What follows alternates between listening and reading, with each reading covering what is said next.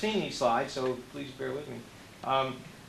So what I'm talking about tonight is basically a hobby. I've gotten into, I used to work at the University of Rhode Island, and I used to work at the University of Massachusetts, and I worked a decade at UConn. So I've been in almost every estuary, almost every salt pond, or almost every stream, from Boston, down to Greenwich.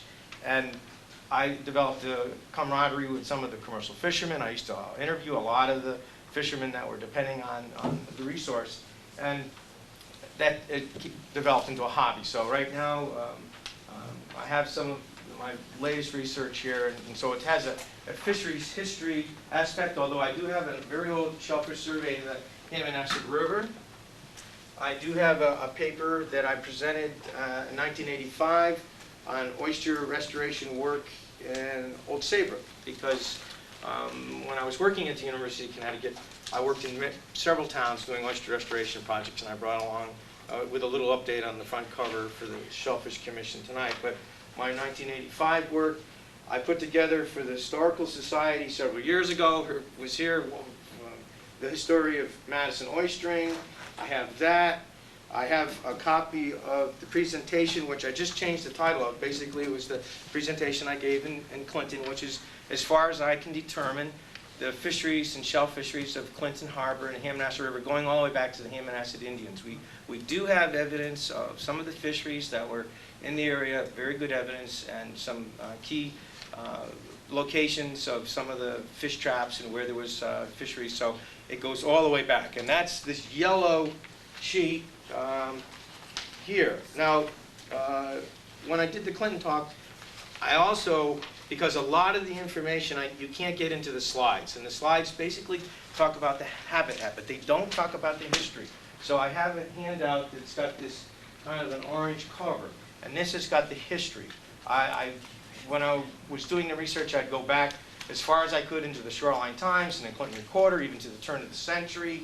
I have articles in here about Clinton Harbor in particular as being one of the premier spots for softshell clams in the country. I've got U.S. Fish and Commission reports in here, evidence of Madison's trap fisheries, which were huge, and that's why we have the menhaden on the town seal, is that Madison was the leading producer of menhaden in the world, really, basically, when you look at the municipal aspect of it. The whitefish or menhaden bunkery fishery was huge, but we also have evidence that the Native Americans did very similar type fisheries, and that where the colonial fisheries took over was just basically from the Native American fisheries. So we have some evidence, and that's written up in another paper that I brought along tonight, which I don't know if there's any more copies, but it was research that I was doing. Right now I'm working primarily in South Cove, Old Saybrook. South Cove had an Indian fishery, brush fishery, very active for smelts and alewives, and the beginnings of the shad fishery. So we have that. There's also some, our website. If you go to our website, I just put out 2 years ago a 50-page report on Connecticut shad fisheries statewide, and you can download it or send for it, and you're more than happy to have that. So, and I've been rusty. I've been in a school, so these are slides that I've put together, and I've arranged them following that outline.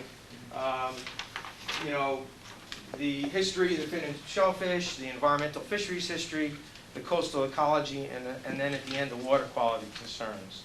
Because a lot of the environmental aspects and the history, I look at what impacts, if any, have been on the estuary and equate that to the fisheries history. So I do have some information about that, and that's part of it. I do have one of the things that I almost forgot to do with Clinton, so I'll do it first, is I have some of the last Clinton scallop fisheries. Clinton Harbor had a scallop fishery, was very active up until about 1938. The hurricane basically wiped out a lot of the seagrass beds, which they never really came back, the eelgrass beds. But these were washed up at Hammonasset Point in the 30s and 40s. A neighbor of mine, where I grew up in Madison, had about 200 of these on the wall. And some people have actually seen these, like Marty's restaurant. They've seen these boards. These are Mr. Brown's boards. He had a huge room where all these boards were displayed. And I don't know if you can see it or not, but can you see there's a pattern to the shelves where you would match, and it would kind of like go in a triangle? Well, these 200 boards also formed a pattern. So when you, oh yeah, when you look at it, and so he gave me one, and I've always, you know, and I've kept it all these years, and actually got interested in the scallop fishery. And now our students, and I have some examples from last year, we have a scallop hatchery at the Sound School, and I'll just show you some of our scallop seeds. We have them pre-spawning right now, but I can show you some of the bay scallop seeds that we hatched, and I'll just put these up here later on. They're real small, and it's our effort. We have a very strong environmental science restoration effort at the school. That we have a lobster hatchery and a shellfish hatchery, and we're doing bay scallops, but that's not the basis of my talk. But it does relate to some of the things that the Commission is doing and undertaking research possibilities. We're working with some genetic strains of oysters, which appear to have some very good disease-resistant strains, and so we're working with that too, and hopefully we can work on some cooperative projects. Well, here, let me show what I have. Let's see if I can get my pointer.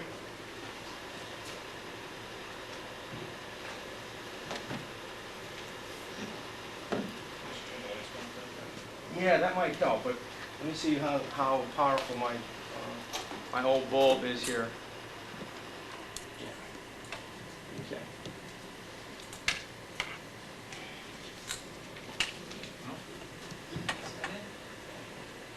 So maybe one.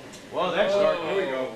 All right. Let's see if I can find my laser light. Yep, got my laser light. Again, I go back. You know, 100 years for me is like yesterday. So I go right back to the 1600s and get accounts, which are personal diaries and journals of fisheries. So, you know, 1893, that might sound old. It's not old. And a lot of the information I have is a lot older than that. Okay. Hammonasset Point used to be Mosquito Point. It used to be the place not to be up until 1931. Up until 1931, coastal Connecticut had malaria outbreaks, very serious malaria outbreaks. And so the place not to be was there. And one of the reasons why it wasn't really developed, the mosquitoes were fierce. And so when you go back to the earlier literature, although it's called Hammonasset Point today, basically that was a marshland. It was called Mosquito Point. Clinton Harbor, as you can see, was a very productive area, and this was where, right here, was where the Indian fish trap was, right in there. They had a big Indian fish trap, which the Hammonasset River is one of the few cold water rivers in New England. It's a low flow river. It doesn't have a lot of flow. As a matter of fact, in 1988, we actually saw it get pumped dry. I don't know if, Tom, if you were involved then, but they actually took so much water out of the underground aquifer, it dried up. It's fed by underground streams, so it's a cold water river, but it's a low flow river, but it had tremendous smelt, alewife, shad, and evidence of salmon. From what we can tell, from early 1950 evidence from the Hammonasset State Park of going through some of the shell middens, they found salmon otoliths, the ear bones, which is one of the few things that can survive to modern times. They found a ton of shad. We know that. We know that there was a tremendous shad run. We know that there was a great smelt run right up until 1850. Smelts very numerous in Clinton Harbor. So we do have a lot of evidence and about the fisheries in the area. You really don't get a good idea of the estuary itself and the size of it until you get up in the air. It just gives you a, first of all, one of the unique things about the Hammonasset is that it's relatively untouched. It has a, because the park is low use, it has a wonderful salt buffer. Even into Clinton, it's relatively untouched, and so it gives you a, this is a barrier spit. It's not an island anymore, and I'll talk about that later because it used to be an island, but it's not any longer. So it has that characteristic barrier longshore process, which did in fact affect its fisheries history. But when you see it from the air, okay, you get a very different perspective. right in here is where most of the scallops were located. There were scallop beds out here because this was all basically eelgrass. It was a very dense eelgrass population. This piece of land was not here. That's opens and closes 3 times in the last 150 years. Locally in Clinton, it's called the Dardanelles, and we've been through it several times. But the Dardanelles is a classic high tide barrier island outlet. And what the Dardanelles do every spring is that the silt that would be coming from, remember, it's a low flow river, so it's very susceptible to runoff. Every year the silt would come out through the Dardanelles and it would blanket the eelgrass beds. That was basically the fertilizer for the eelgrass. It's like the silt that you read about in the Nile River, and you get this charge of silt, and then it's quiet, and it used to nourish the eelgrass beds. When the Dardanelles was closed, the eelgrass beds, deprived of their nourishment, gradually disappeared. And they disappeared before the eelgrass blight. So by the 1920s, we have evidence that, in fact, eelgrass was disappearing, and it wasn't as prevalent as it was before. We knew that there was some eelgrass along the shore here. George McNeil, who I have a slide of, who actually had, it's amazing, some of the crossovers. George McNeil, who had his oyster business in Clinton Harbor, actually started on South Water Street, the site of the school. And where our cafeteria is where his oyster shop used to be.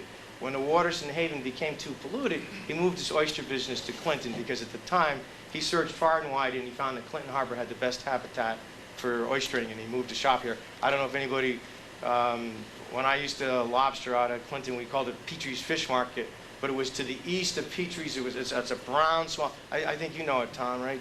Yeah. And so, you know, a lot of the stuff I picked up from George because he really helped me out on some of the history. Okay. Maybe we can, let's see. I guess it's okay. You can see. You know, certainly the use has changed.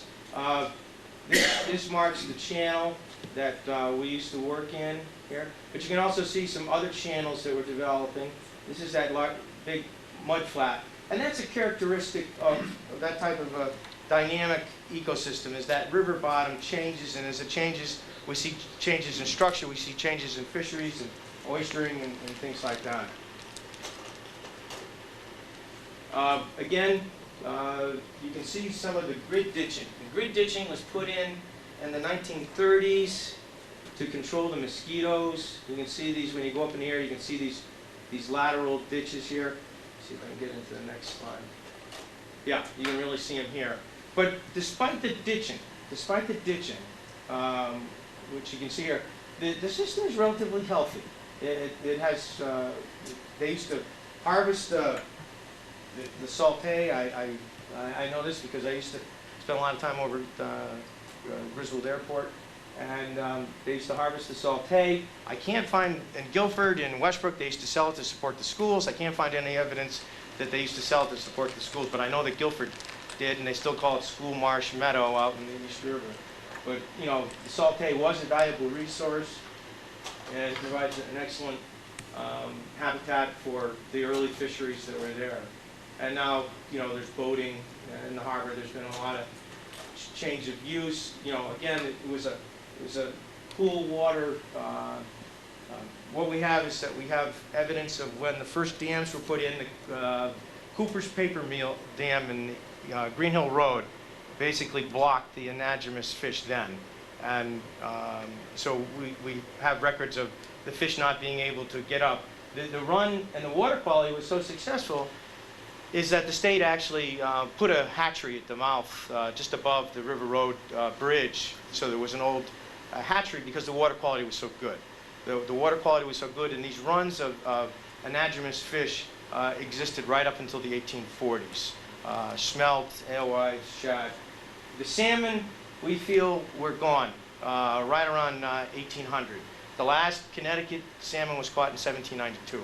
So we feel right around the same time. And again, it was the damming and the mills and the water power.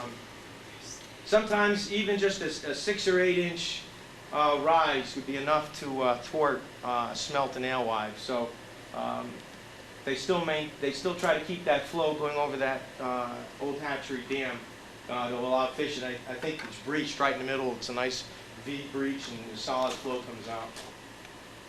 Yeah, pipes have been a problem. You know, what happens when the low flow, again, a low flow river, now you, instead of the pipe in the river, you have the pipe over and the fish can't get up through it. So. And here's, you know, one of the alewives that we were looking for.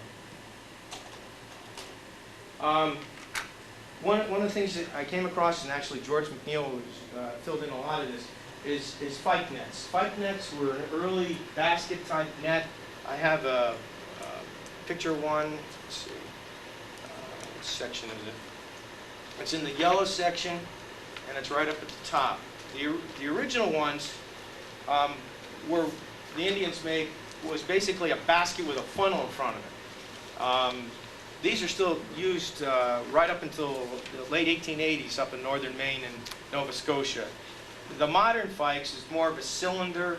It's a cylinder collapsible trap, especially for white perch and flounder. And if there's anything that we've learned in the last 30 or 40 years, is there's a direct relationship between flounder habitat and oyster habitat.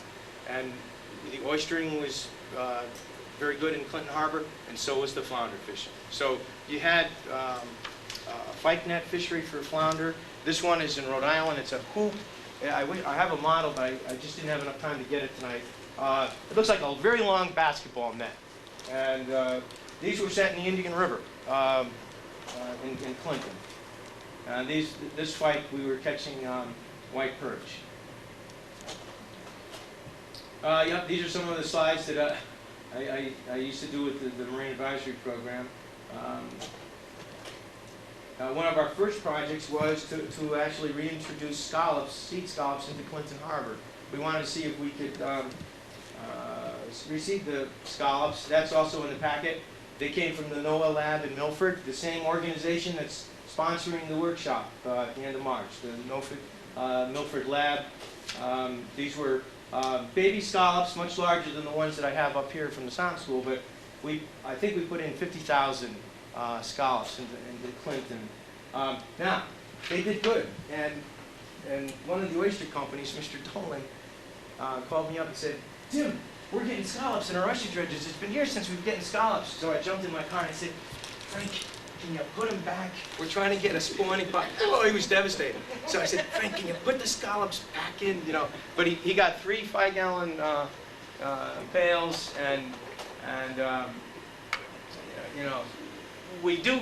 There's still some in there. We still, the people, I've gotten reports that have walked Ammonasset Point, Next Point area, and they're still finding hinged bay scallops.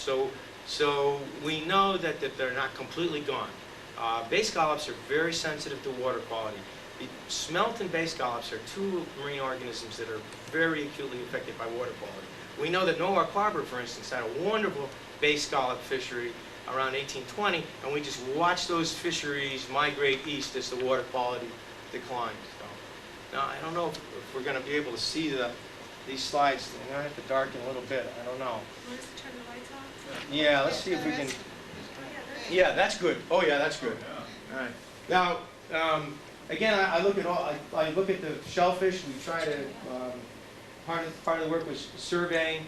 We came up with a technique which was used quite a bit in Massachusetts when I was working up there, and that is a plumber's helper on the end of a net. And Tom's shaking his head because he's seen this actually work. And we would go out and we'd survey softshell clams.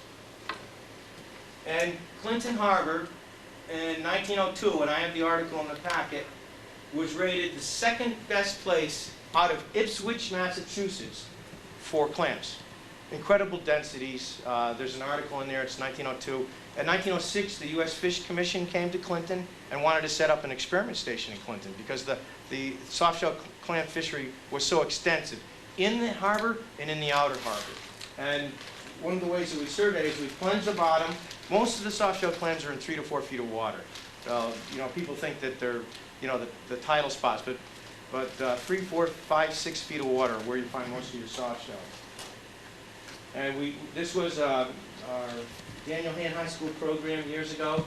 We up from the plunger to a water jet, and you would jet a little bit of the bottom. That's Dick Regan and 2 Daniel High School students around 1985. And we were doing a shellfish survey in Madison. And you just jet the bottom, and then you'd rake. And you're not disappointed. We found this actually was a piece off of Clinton Beach. This was a test off of Clinton where we jetted the bottom for about 10 minutes, and we had over 6 bushels of clams. And this was where the town beach is, right out front there. And we would try to, when you're working with the high school students, we had the high school intern, you try to measure them and you try to estimate the quantity and size. So we were trying to get some statistics about the quantities, but it was very good productivity in there. It was a nice gravelly, sandy bottom. But unfortunately, and again, it's this link with the water quality and the fishery's history. The Clinton shell fishery declined as many of the estuaries did as the water quality declined. And this is actually our soft-shell clam landings from Connecticut for the last 100 years. Pretty bleak, okay?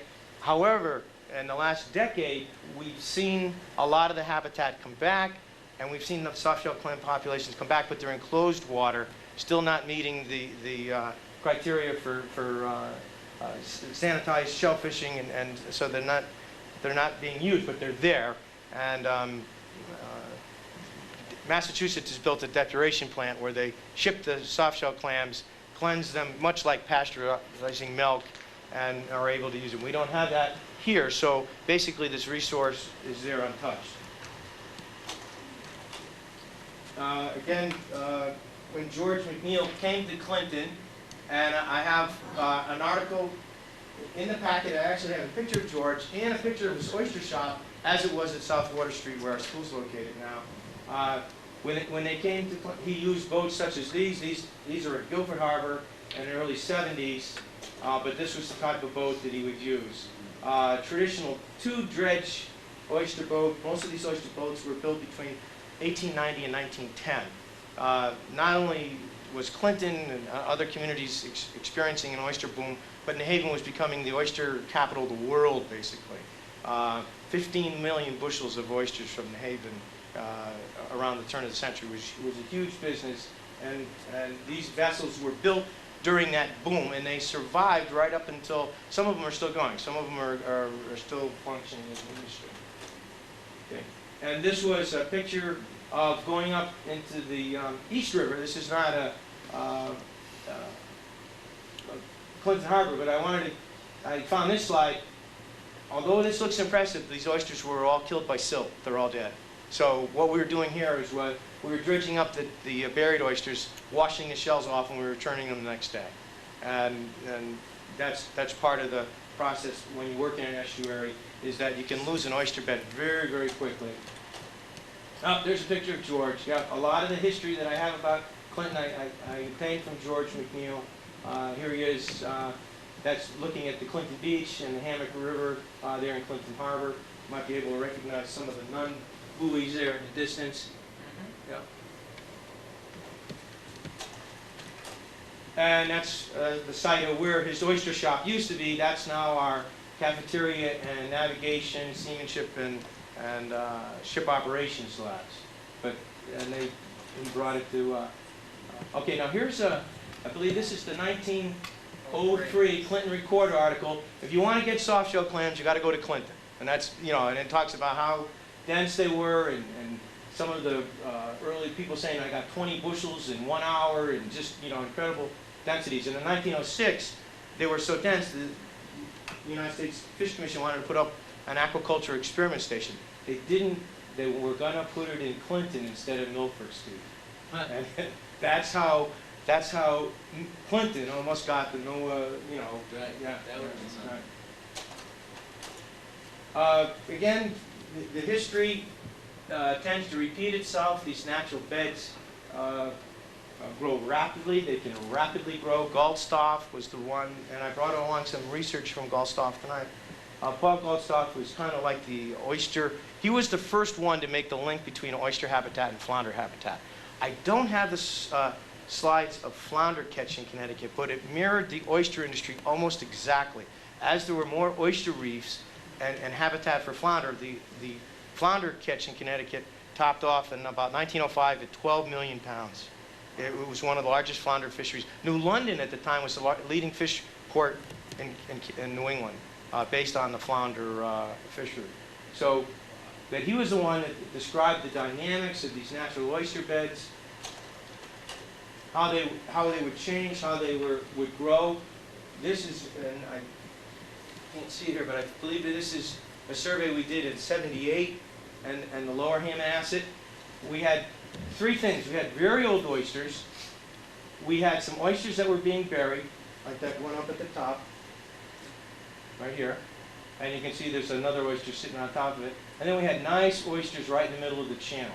And that is not atypical. But what was happening was they were so overcrowded is that basically they were coming up to the surface. If you allow a natural oyster bed, it'll come right out of the water, and people were trying to get their boats up here, and they're scraping their boat bottoms. And later on we find out that a lot of the dredging projects in these estuaries were not really dredging projects for dredging projects, but they were dredging projects to remove the oysters. And we were, Tom and I were involved with the project right up to the Army Corps, right up to the last minute I was working on Sea Grant. You can't underestimate how quickly a bed can recover and how high it can get. In one place in the Neck River, we took out 8 feet of live oysters that had accumulated. It's a very rapid process, but again, Goldstaff, documented it. This can happen in just a few years.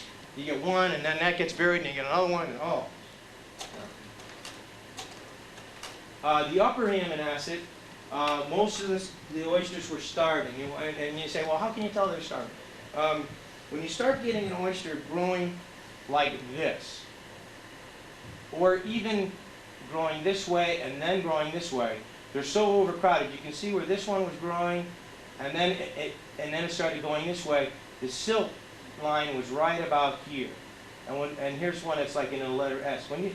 These shell shapes are overgrown, and then I think a couple months after 1978, they opened it up. Both towns opened up, and I think at the end we had between 40 and 60,000 bushels of oysters come out of the Hammonasset.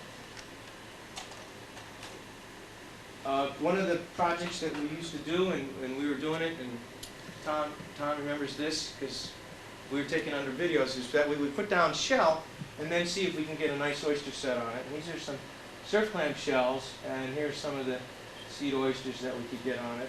Again, this was, I threw these slides in because I know people were focusing on the Hammonasset River. Here's some of the oysters that were coming out of the center of the channel.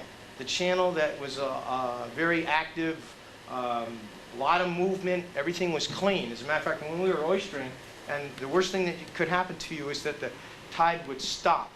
Because when the tide stopped, all the shells from the edges would just float right into the center. We used to call it chips. And so when you do a dredge, all you'd end up is what we used to call potato chips.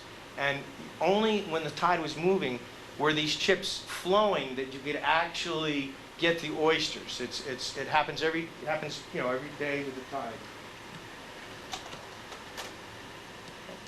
We also noticed that the more we oystered, the better sets we got because we were bringing more shell up to the surface. But in fact, we were deepening the channel, which was much of a delight to the recreational boating community. But at the same time, we were happening, which happens to a lot of Army Corps projects in these estuaries, is when they dredge, they build a box. They go in and they dredge a box, and then 2 days later, both sides of the box fall into the middle. Right, as soon as that happens, then we get oysters on both edges because the silt that was accumulated is now in the channel, and now we get oysters on both edges, and it can happen very quick, and this process can start as soon as 3 or 4 years, and then the whole process starts over again. It's natural. It's just the way the oysters are. They cannot take high silt loads. And here's some more of the dredging. And that's what we're getting out of the center of the Hammonasset. Nice, clean, oysters, 90% alive. And that's what we had 4 years later, tremendous set. You can tell that when the oysters are really healthy is they actually have ridges like scallops. I don't know if that you can see, but when the oysters grow real quick and they've really got a healthy bottom, they have ridges. I think I have a couple of examples up here if anybody wants to look at them after. And this is a picture of some of the seed oystering. I think from between 40 and 60,000 bushels were taken out. Okay? And here's another Clinton Recorder article from, and I believe this one's in the packet too. This is in 1948, and it was talking about, hey, if you don't oyster, you're not going to be able to get your boats in the harbor. So here's an article in 1948, which is why going, talking about, hey, there's oysters everywhere. When are these guys going to take out the oysters? And at that time, Madison and Guilford had a 2-bushel limit, and at 2 bushels, you would never get all the oysters out. And so these oystermen were petitioned in 1948, saying, please let us go in and have a directed fishery for oysters because the oysters are literally growing up out of the river. So when you go back and you look at it, and it says oyster problem is not simple, okay, and it's not, okay, it is a very dynamic, oh, there's Tom. Oh, geez, what year was this, Tom? Yeah, and part of my work was working with the Shellfish Commission. We would do the surveys. But one of the things that we were doing just before I left, I think, yeah, is that we were taking some of the first underwater pictures of the oyster beds. And this is where that flounder correlation, I had access to the dive team. Here's Bob and Patty. We had some of the first undersea, camera systems that were being used in the estuaries. And we would take videos of the oyster bed, and you'd see the flounders. I mean, it was just incredible. You'd see them there. And so we were able to do that. And Tom, I think you were out with me this day. That's why I think but you really don't understand. I don't know if everybody can see that. This was what's happening in the Hammonasset. First of all, you can see some old scallop shells that were dug up by the oyster dredge. You can see one here, and you can see one here. But can you see the frag? Can you see the phragmites and silt? And basically, unfortunately, what we're starting to see in 1987 was we started to see Clinton Harbor eutrophy right before our very eyes. Nitrogen pollution, which is devastating to oysters. They stress them, and if there's any disease around, once they're stressed, they've got it. And we believe that one of the reasons why MSX and Dermo got such a good foothold in 1989 is that beginning in 1987, we had, I don't know if you remember, it was the summer, all the hospital waste washed up on the beach. Everybody's sewage treatment plant was failing at the same time. There was nitrogen everywhere. I think I have some articles about it. Clinton Harbor was just a mess and a green mat. Tom, I think you remember, you couldn't put your boat through it. It was so thick. And then there was a stress, and then the disease really got a foothold and basically wiped us out.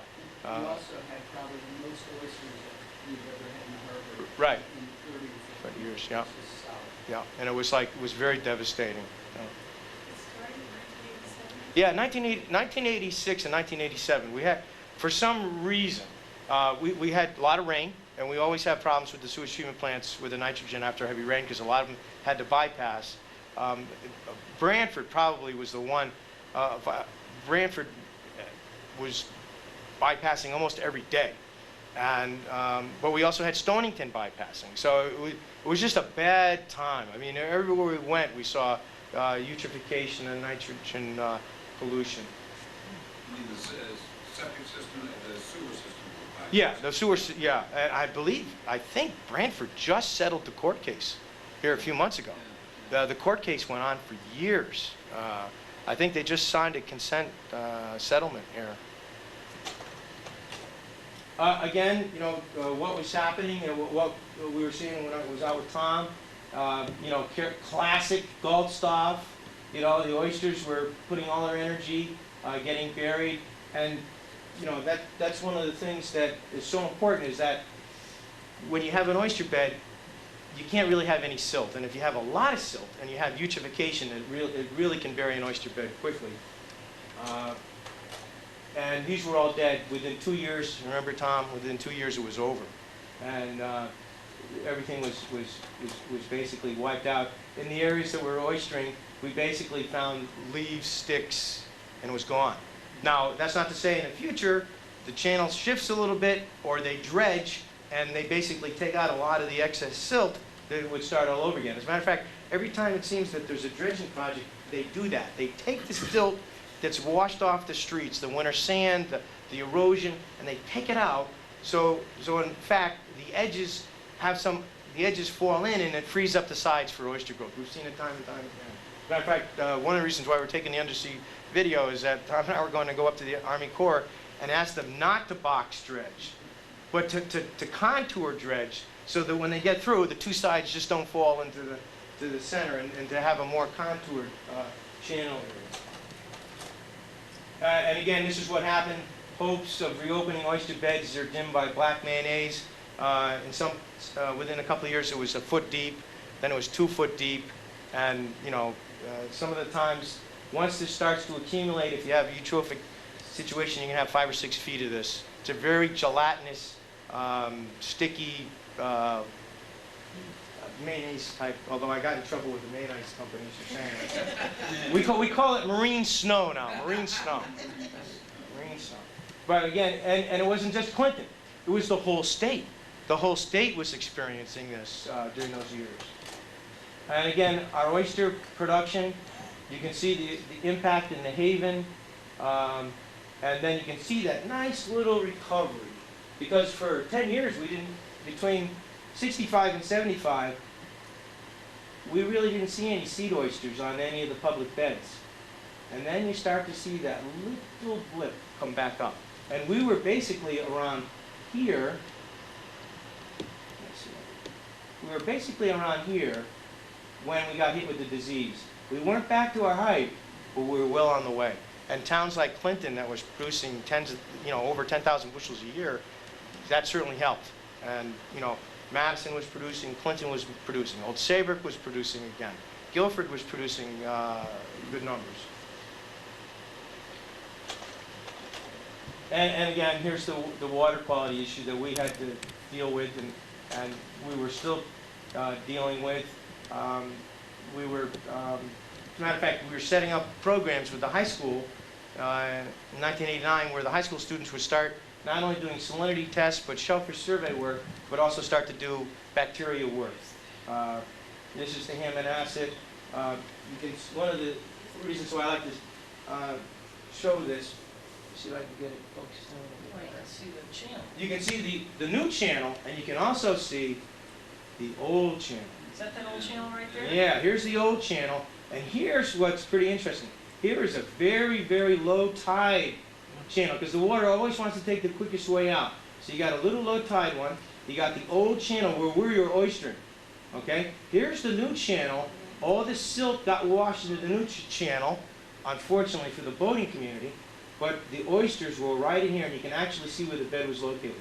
Then we would start right here, and we would we'd tow right here. But we didn't want to be here, because here, in the middle, was all the soft silt that was washing off the oyster bed. And again, you can see it here. Here were the oysters.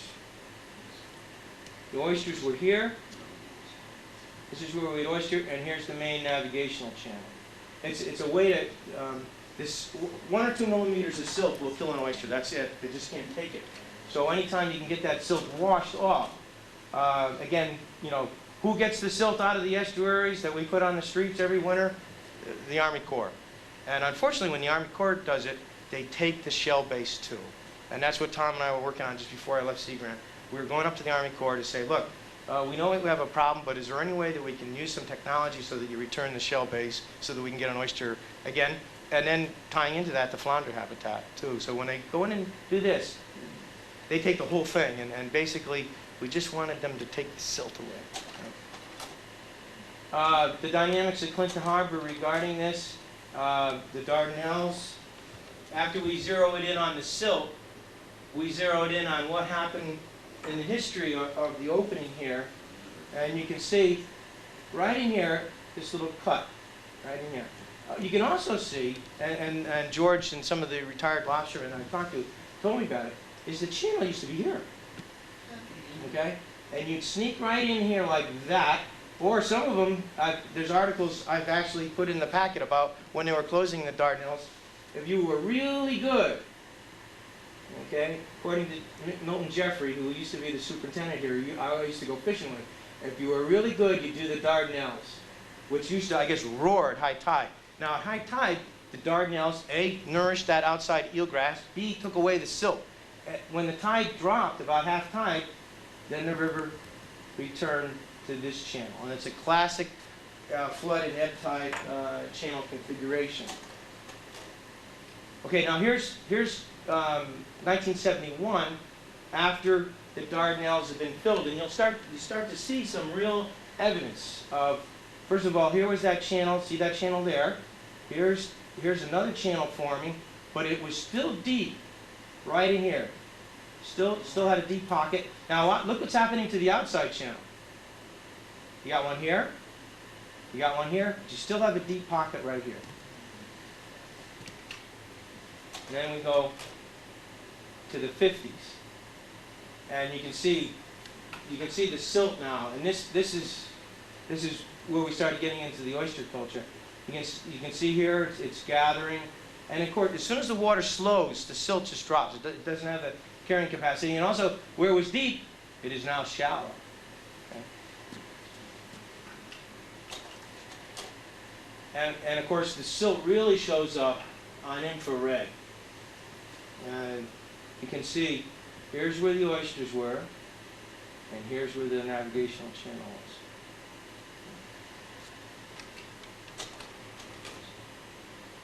I don't know if you can see it or not. Let me focus it. But when I got, these were the first series of remote sensing photos out of Yukon up at Stores. Dan Sivko lent them to me, and of course they look at under. And I'm looking at this figure down here. It looks like a figure 8. Now, I don't know if anybody can see that mark there.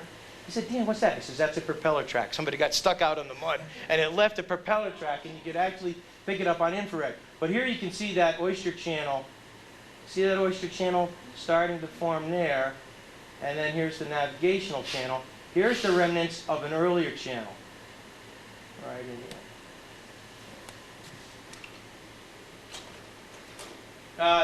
here. I left just as the Long Island Sound study was going on. They picked up part of the shellfish sanitation program that we were working with. They were starting to document the closed areas along the coast for shellfishing. That was a major part of the study. This again is 1982. And then we were looking at the impact of the sewage treatment plants along the coast as it relates to nitrogen, effluent loading, things like that. And of course, that was that period, 1987, where we had nitrogen everywhere, and it made a lot of press. Again, we were setting up a testing program.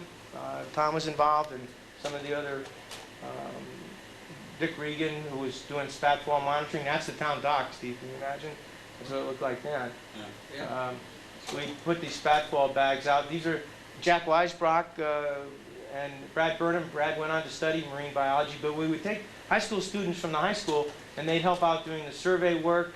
Mr. Dolan would do survey work with his larger vessels. Dick Stecker from town, we would, and the students had a ball. They really did. They learned a lot, and they worked hard. And I really think they enjoyed it. It was during the summertime when the schools were out. The students would go and do shellfish work. Okay, there's a couple of real big ones. But again, we were looking at the resource and trying to provide the shellfish commissions with the best information we could. But at the same time, I was taking slides and got me interested in the history of the fisheries of the area. So. It does. If any communities, it's Guilford, Madison, Clinton. They have a really long history in oystering and fin fishing, and I'd be happy to answer any questions as long as time permits. I know I usually waffle on pretty long here. We were using the basic hand dredge for the students, And, you know, at this point, it was like no oysters or oysters. And then, of course, they'd also hit oysters. So, and they did a good job. This is some of the research that Brad did. This was the Neck River, 1988. You can see some of the nice oysters we were getting out of there after we removed the extra shell base. We were really getting some nice oysters out of there. But also, the East River was getting tremendous sets. We put up to 20,000 bushels of these surf clam shells in the East River, and by 1992 they were all dead. So it was kind of, you can see some of the shells had 20 oysters on the shell. You know, we really get hit hard. We had great recruitment, although I've heard in the last couple of years we do see signs of better recruitment. So things are improving in that regard. I think that's the end. Yeah. So sure. When Rick Wilson dredges up the river, Yeah.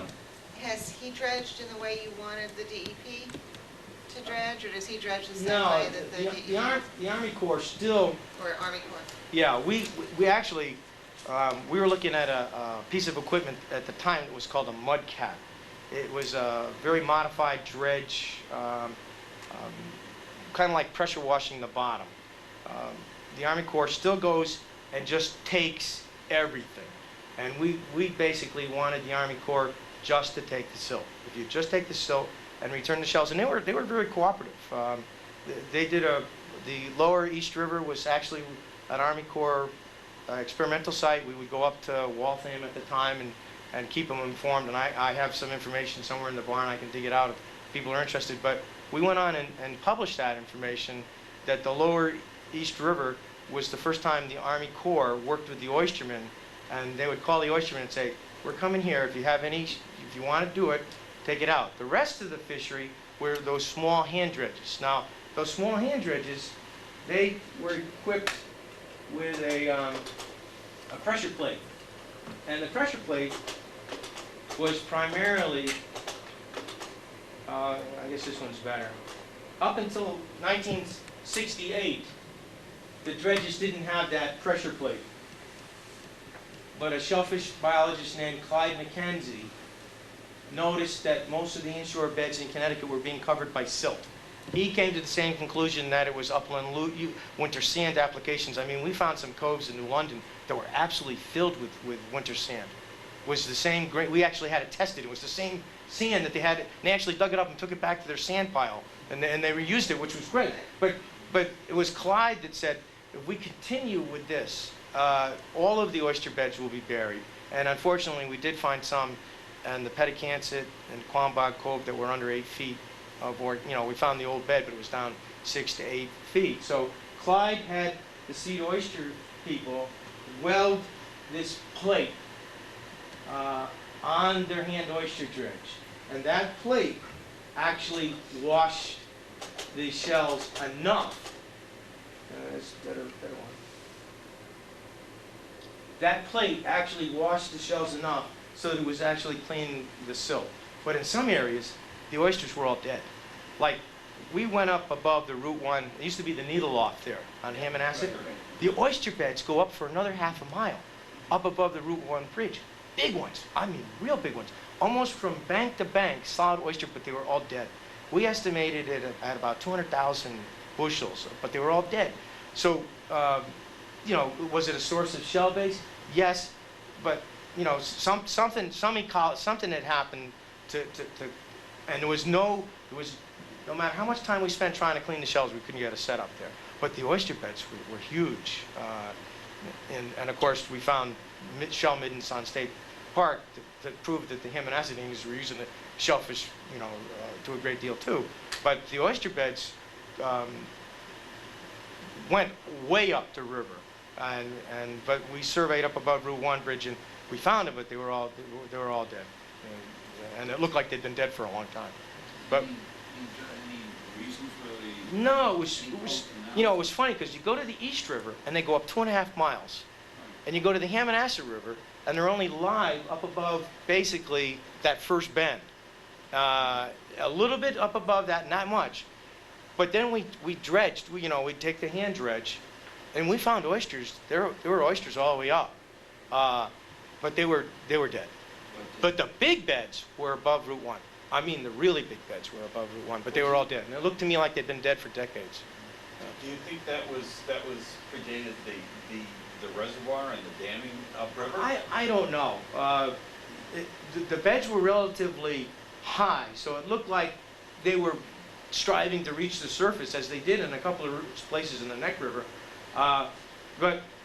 But it was the shell. When you hit the shells, they were so old they'd crumble. You know, they were big. I mean, they were big shells like this, but they were so old when you brought them up and you put them on, they'd crumble. And it looked to me like they'd be dead for at least 50 years. But they were huge. They were big, like you'd find in the Upper East River.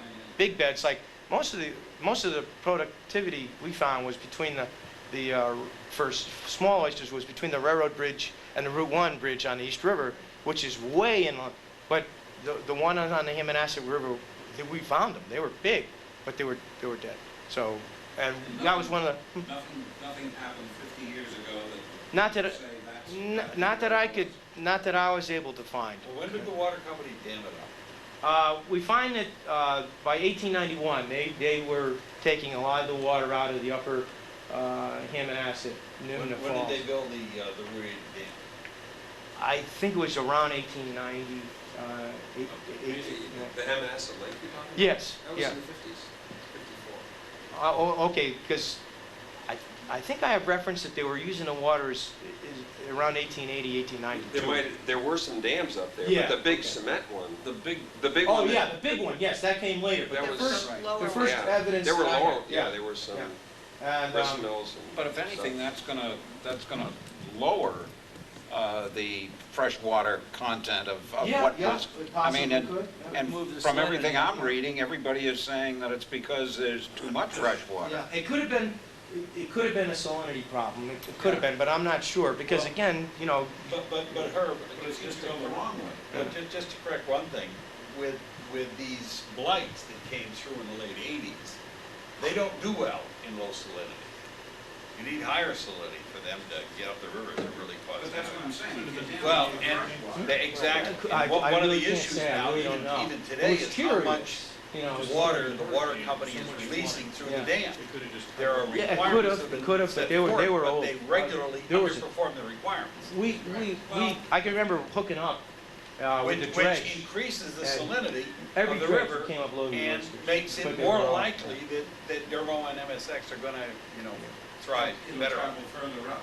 The one thing that I did talk with somebody up at the dam, and he said That after some issue a year or so ago, they finally put in a pipe that drains at no less than 200,000 gallons a day.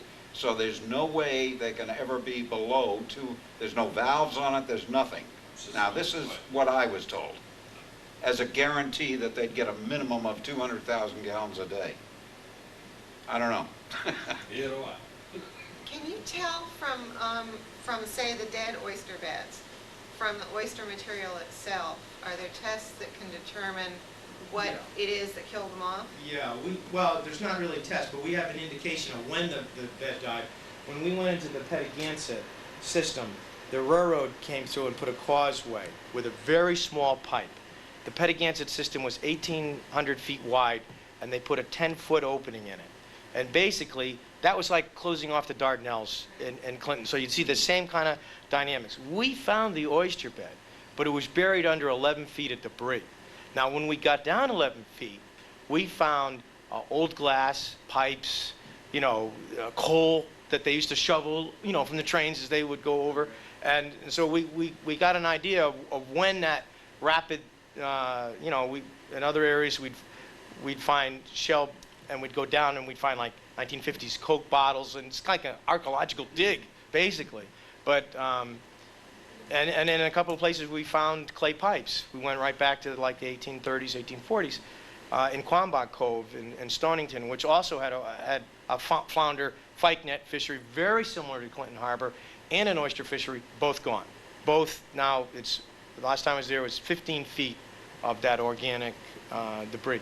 So yeah, you can't tell, but it's the glass that you find, it's old boots, spoons, things like that. Whatever happened was big, because we found no oyster.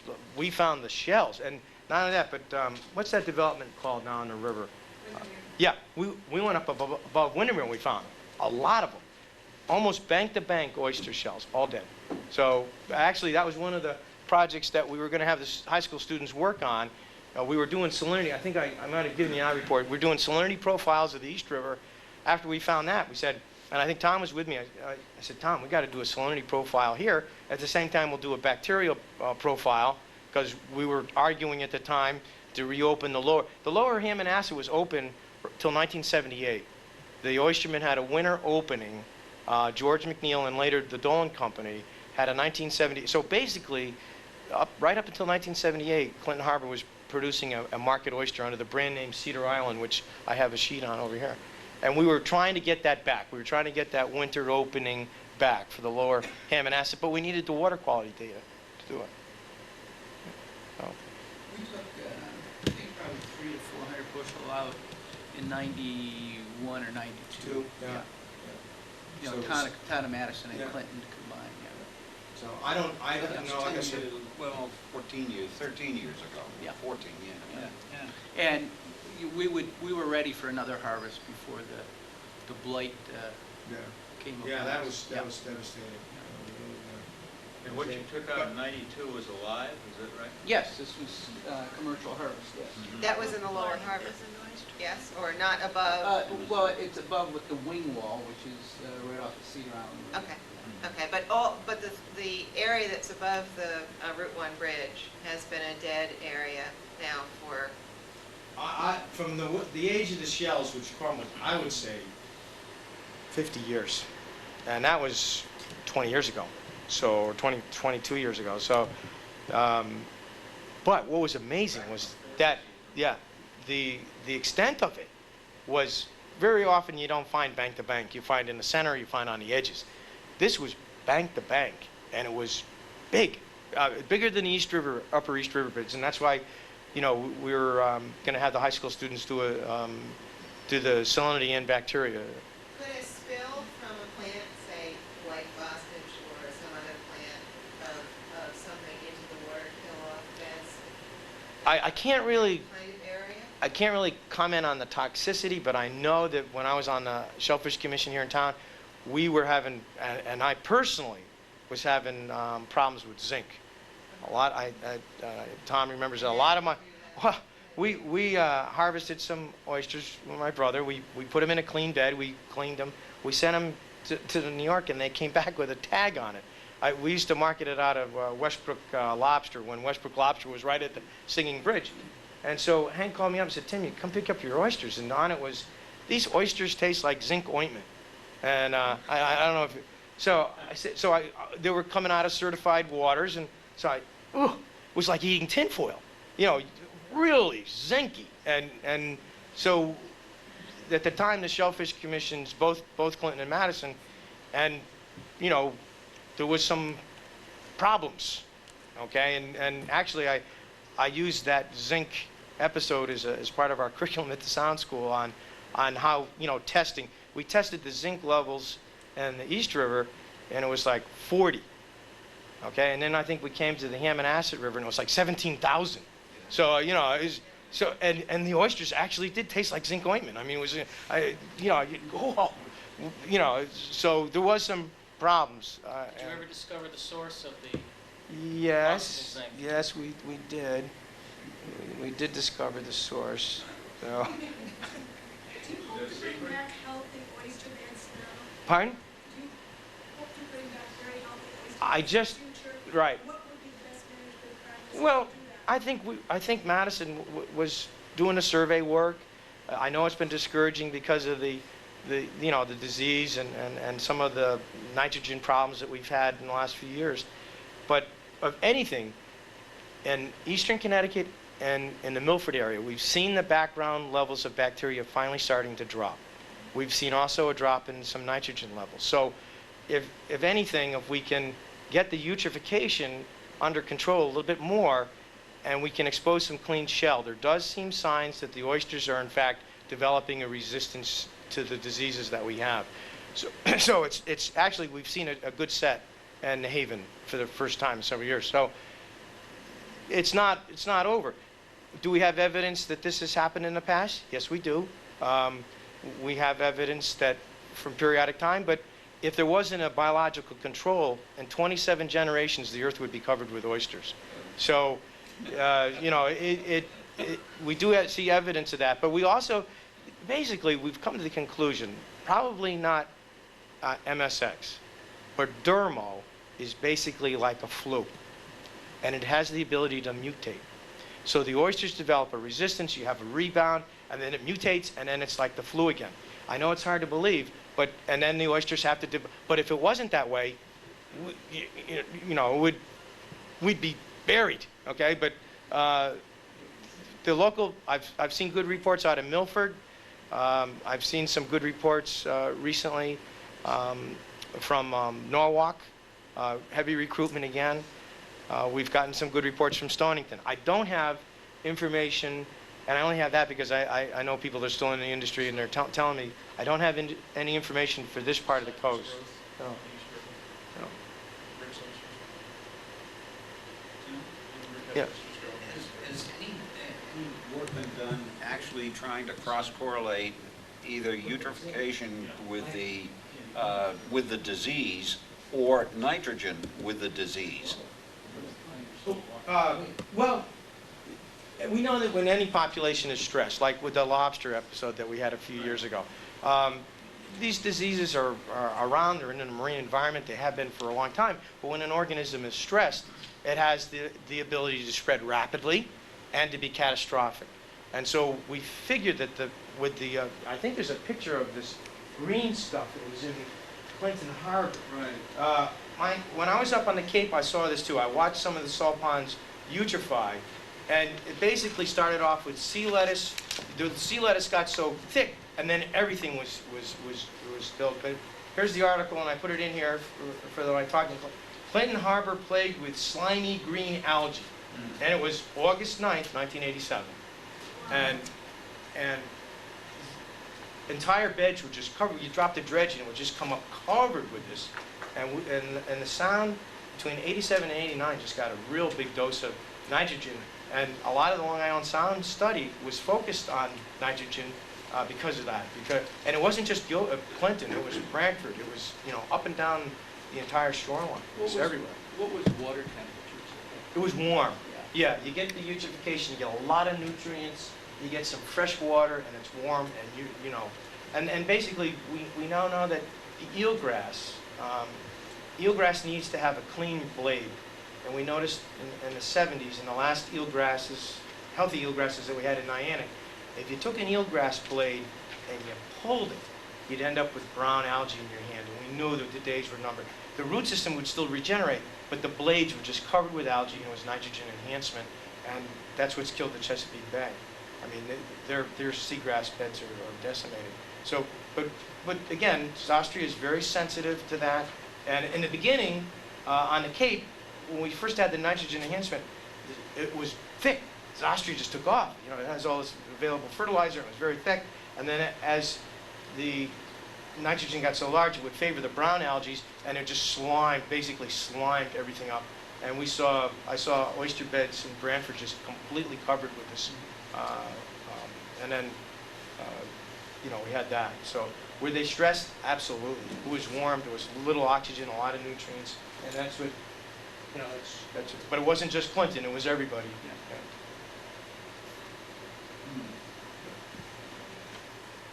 Okay. I have some literature about flounder habitat and oyster habitat, some of the clamming and oyster restoration that's going on in New Jersey, copies of the oyster restoration projects in other towns. I made extra copies. Steve, do you want to say a couple words about what we're doing in terms of the oyster plant? Well, thank you very much, Tim. That was a wonderful presentation. There's so much history that I have the sense that you can go on for days. Yeah, like I said, I have thousands of slides, and I will. I promised Steve a few months ago when we were exchanging some reports. I do have slideshows on every. I have a whole slideshow just on East River. I have a whole slideshow just on the Neck River, and it'll encourage me to go out and dig them out and put them together for you if you'd like to see them. All right, and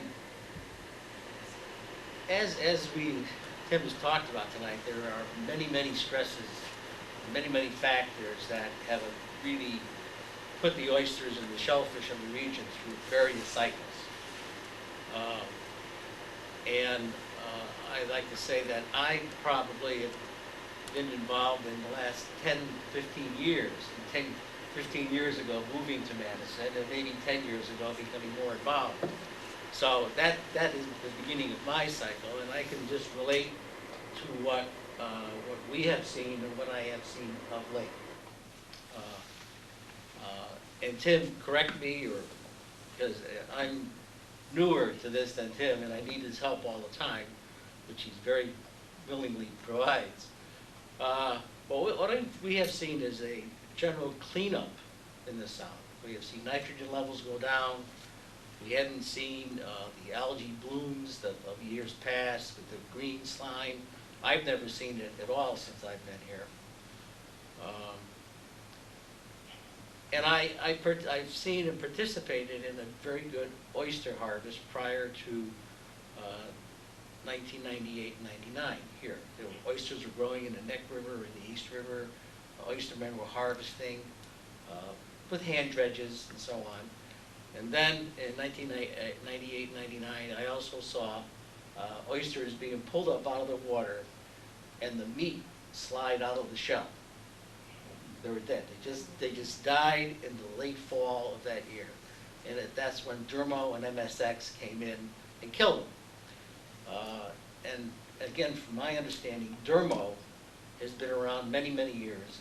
And in the New England areas, the colder waters, it hasn't been a killer, basically, of oysters. It would give the oysters a cold, basically, not pneumonia. But back then, for whatever reason, MSX came up from the southern waters and actually killed off 99% of our oyster population in Connecticut. And since then, I've been dabbling in the Neck River, looking for oysters, looking to see if any have come back, to see how their beds are doing and so on. And they haven't come back. There is not a brood stock left to cause the oysters to recover. There are some. We go in, we find one or two with 3 or 4 hand dredges. And that's not a lot. You get a dredge full of dead shell, oyster shell, and then you'll get 1 oyster. So, but the waters themselves seem to be cleaner. And the reports that I'm getting from the DEP, the nitrogen levels are receding. And I think as that's a good thing. And we, as a group, would like to reduce the stresses, say, on our rivers. So anything that's going in, stormwater, we have an issue with stormwater. The towns are fighting that. We have a good program going to keep the stormwater out of just flowing into the rivers and reducing the salinity. That's good. If we can help improve our septic systems, so the waters can be approved. Right now, all the rivers in Connecticut, well, at least Madison, Guilford, and Clinton are closed to shellfishing because of poor septic systems. E. coli is present in the rivers, and then when you find that, that's a marker, and you don't know what else is going to be there because of the septic systems are clogged. So that just about kills the recreational shellfishing in all our rivers. Commercial folks can harvest shellfish and decorate them, but the regular recreational person can't. Okay? Explain does everyone know what deparation is? It's basically all shellfish are filter feeders, and they have the ability to cleanse themselves. So if you take the shellfish out of the waters that are dirty or polluted with, say, E. coli, and put them in clean water, and depending how warm the water is and how active the shellfish is, it takes about a month, and they'll purify themselves, and then they can be picked up and sold commercially for human consumption. And that's what most oystermen do in Connecticut. They use that process. But just imagine, how does the recreational guy goes down and digs up half a bushel of oysters, take them out in the middle of the sound, let them stay there a month, go back and get them and take them home. You just can't do that. But again, I think there's good news, and the waters are cleaning up, and all efforts to improve the clarity of the water and to keep that process going in that direction is a good thing. Now, we have to address the two diseases. Dermo, I think, will not kill oysters. It'll make a few of them sick, but not wipe them out. MSX will. And there is a lot of scientific effort to breeding oysters that have survived MSX. So they're trying to breed a disease-resistant oyster. And that has been going on for at least 10 years. And what they're finding is they can breed an oyster that will fight off MSX longer. It'll live, instead of a couple of years, it'll live 3 years. It'll get to maturity. It'll be an oyster this size. But at the end of that time, they die. So the oyster business, it has to be a little different. You have to, instead of a natural set, a lot of people, to be successful, we think, are going to have to be buying oyster seed from hatcheries that have bred disease-resistant oysters, put them into good growing areas, harvest them before the 3 years are up, and sell them. And that's what I envision. That's what I see right now. Now, in the future, there may be a disease-resistant oyster that's developed, and that the oyster population can go back. But it's just that 3 year, and I'm hearing that in Chesapeake Bay, and I'm seeing a lot of NOAA reports. That's the cycle you have to be in. So you're not a fishing wild anymore.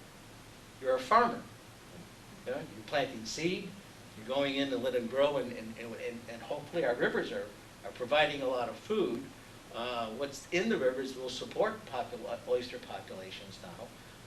Unfortunately, the septic systems are having to force the commercial guys that are using depuration processes, and that's all right. It works, and so on.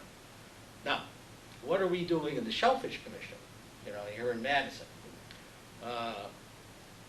Last year we approved the purchase of an upweller.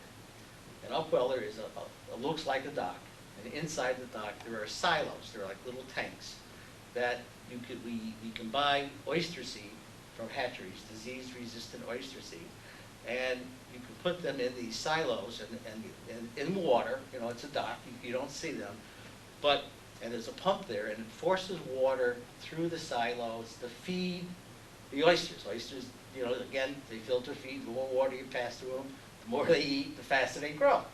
So we get these microscopic seeds, and I think you now have a couple of these. You got the same ones we have from the Mohicans, and you start growing out the oysters. And in one season, we'll get an oyster that size. Oyster has to be, in our area, about 40 millimeters. So it's about the size of a silver dollar before we can put it in the water, because the blue crabs just love them. And again, it has to be that. So it's about a season and a half. And it's our thought that at the Shellfish Commission that we would start putting these in the rivers and to try to rebuild a base, okay, a brood stock, and MSX is not always here. It gets stronger, it gets weaker, but it's up this far, so you have to contend with that. So that's like one effort, try to start reseeding. We could do 200,000 or 300,000 oysters in our upweller. We're going to put that in the Neck River this summer. In addition to that, MSX does not survive where the salinity is less than 10 parts per thousand. So if the salinity falls below 10 parts per thousand, for 2 weeks out of the year, it'll kill MSX. And there's another approach, and all these approaches are like fingers. You have to have a lot of them. They all work together. And we're trying to find places where the the salinity falls, our rivers, where the salinity falls below 10 parts per thousand for at least 2 weeks out of the year, and we want to create an oyster bed there. Okay, and the salinity usually gets that low in the spring, you know, after the snows melt and so on. And then in the later spring and the summers and the fall, the salinity gets up a little higher because the salt water starts forcing itself up there, and the oysters will grow. Now, oysters will not grow as well or as fast in that environment. They like to grow in a higher salinity area. It makes them grow a lot. But this type of a sanctuary will allow them to live. And we really don't care if they grow very fast. You know, we want them to stay there and not to harvest. And we want to develop these sanctuaries because Dermo, like I say, Dermo and MSX come in every 3 or 4 or 5 years and kill all the oysters. But if we have a sanctuary where we have live oysters and brood size, they can kill the oysters in the lower rivers and not in our sanctuaries. And the sanctuaries can start releasing spat into the river and start rebuilding the population. And we're now actively testing around in Madison and actually now over in Clinton, because we think that the Hammonasset River above the Route 1 bridge will have salinities below 10 parts per thousand in the spring right now. That it could be a potential. That's maybe why there's so many old ones that were up there at one time. They were protected. So that's where we're going. Now that's the oyster situation. I'm sorry, go ahead. No, well, just a quick question. Are you saying that if you can get it down below 10 parts per million? Per thousand. Or per thousand, rather, 10 parts per thousand for only 2 weeks? Yes. Even if the salinity comes right back up, the MSX will not regenerate itself? It will. Almost immediately? It will, but it takes the MSX 2 to 3 years to kill an oyster.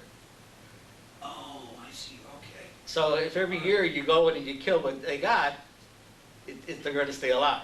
All right, okay.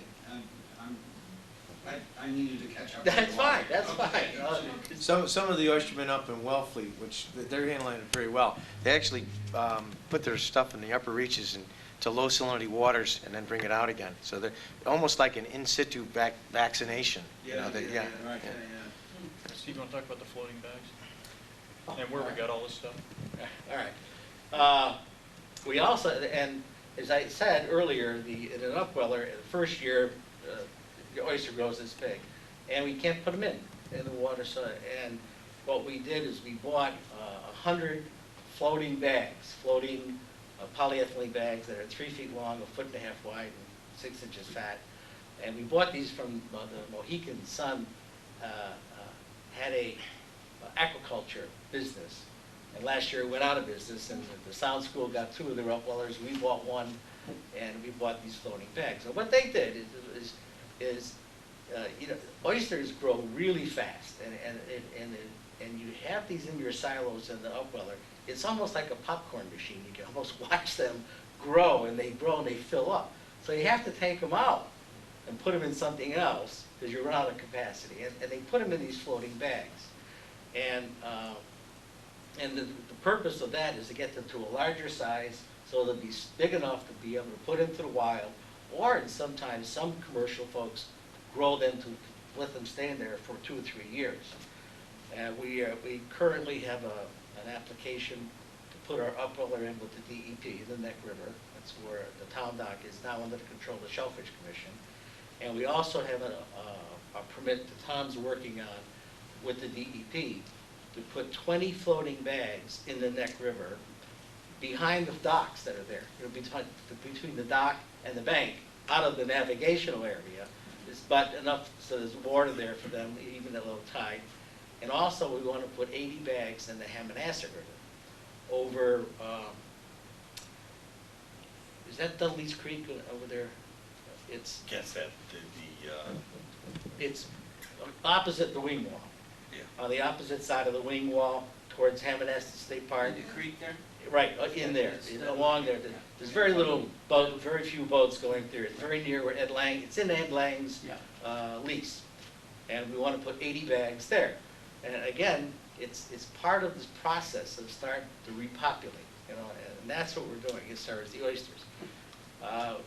Also along the shoreline, we want to start getting the hard clams to rejuvenate, and Madison has 50% of the shoreline open. In other words, it's open all the time. It doesn't have that problem of the E. coli, right? So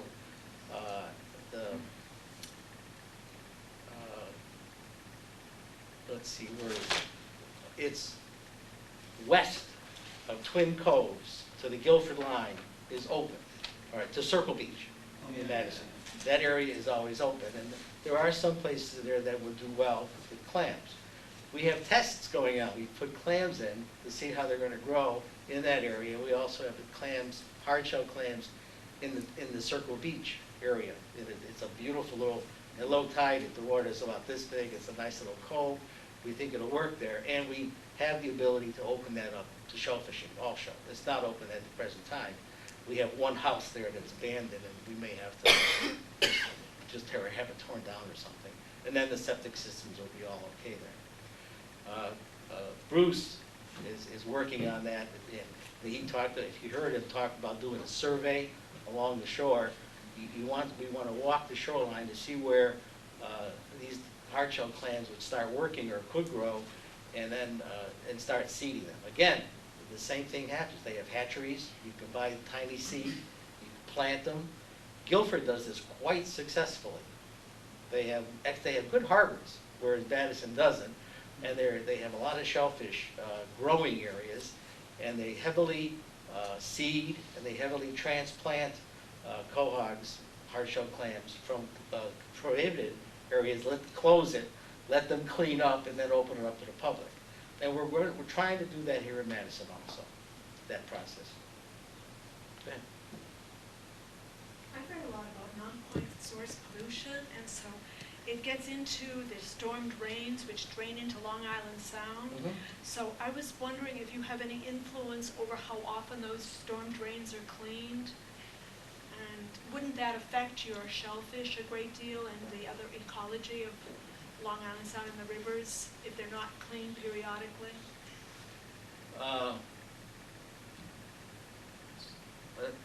You know, that's a very broad-based question, because, you know, non-point means it comes from anywhere. It could be anything. It's basically too much fertilizer and crabgrass killer on people's lawns, and it's hard to, no matter what you do to clean the sewers, it's not going to stop that. It's a public education process, is to minimize the amount of chemicals you put on your lawn, minimize the type of fertilizers you put on the lawn. And most of the damage from the non-point is nitrogen, you know, from lawn fertilizer. And the nitrogen, when that happens, it causes algae growth, and Tim talked about that. That is a public awareness issue. But the nitrogen is, in fact, damaging to the silver. We know that nitrogen is very much damaging to the fish. But is that damaging? I don't know that. Okay. I have hypoxia. Yeah, because That's too much. Only at extent at very high levels. Yeah. yeah, what that Of course. does, you know, just a second. Let me Nitrogen ask my question. causes things to grow, and causes the seaweed to grow and the algae to grow. Correct. And then it dies, and then when it dies, it sucks all the oxygen out That's of it. the water, okay? Non-point percentage of nitrogen going into the water of the sound is somewhere about 5%, and 95% of it's coming from sewage treatment plants in New York. Well, I'm sorry.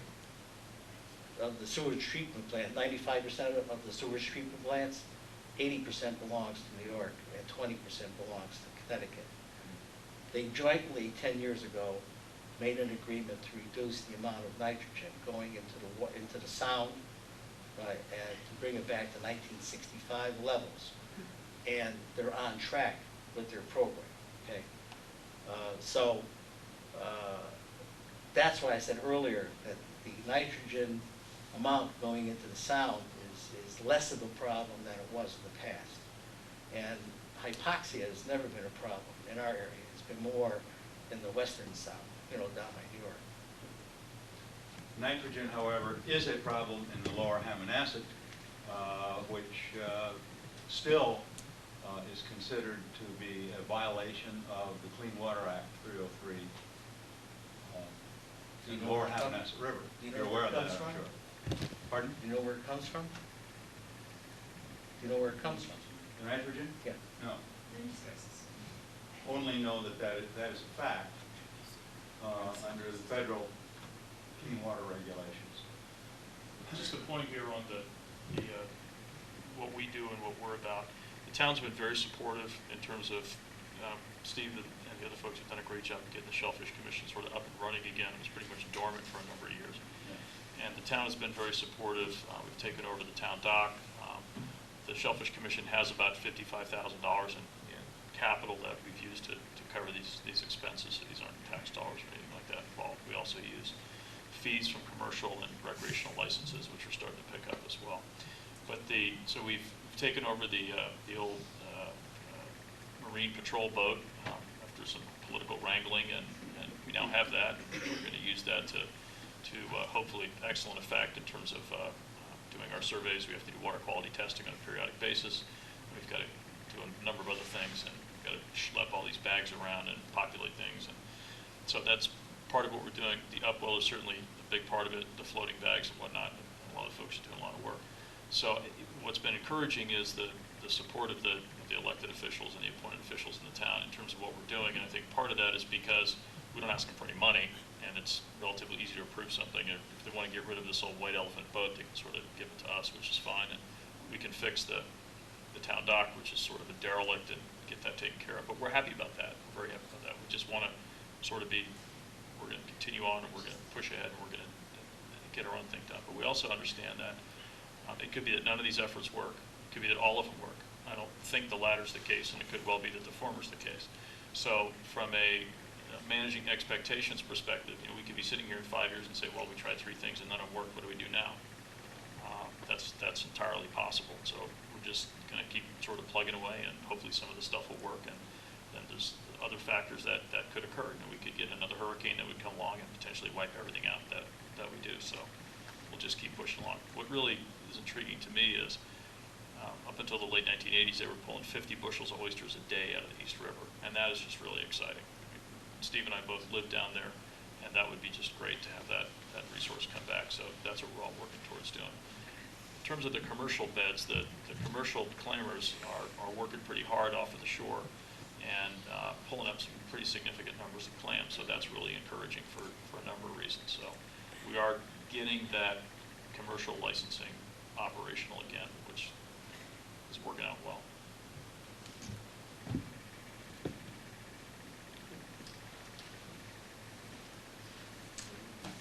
Thanks for coming. Okay? Thank you very much. Thank you.